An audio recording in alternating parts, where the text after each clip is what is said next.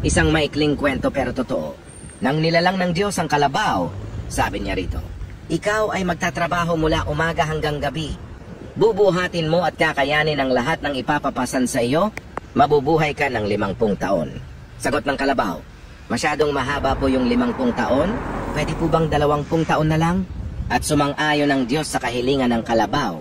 Nang nilalang ng Diyos ang aso, sabi niya rito, ikaw ay magiging tagabantay ng bahay, sunod-sunuran sa gusto ng iyong amo, mabubuhay ka ng 25 taon. Sagot ng aso, masyado pong mahaba yung 25 taon, pwede po bang 10 taon na lang? At sumang-ayon ng Diyos sa kahilingan ng aso. Nang nilalang ng Diyos ang unggoy, sabi niya rito, ikaw ay magpapalipat-lipat sa mga baging, magiging katawa-tawa at nakakaaliw, mabubuhay ka ng 20 taon.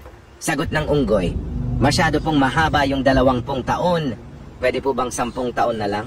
At sumang-ayon ng Diyos sa kahilingan ng unggoy.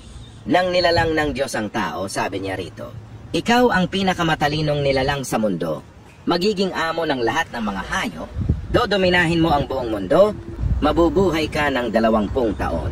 Sagot ng tao, masyado pong maiksi yung 20 taon, pwede po bang ibigay ninyo sa akin yung 30 taon na tinanggihan ng kalabaw, 15 taon na tinanggihan ng aso, at 10 taon na tinanggihan ng unggoy?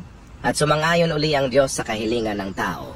Mula noon, ang tao ay namuhay ng 20 taon bilang tao. Nang siya'y ikasal, siya ay namuhay ng 30 taon bilang kalabaw. Nagtatrabaho mula umaga hanggang gabi, binubuhat at kinakaya ang lahat ng pasanin sa buhay. Nang siya'y mawalay sa mga anak, siya ay namuhay ng 15 taon bilang aso, tagabantay ng bahay, at sunod-sunuran sa mga gusto ng mga anak.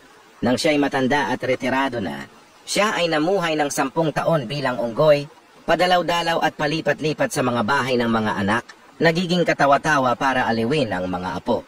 Katang-isip lamang pero totoo.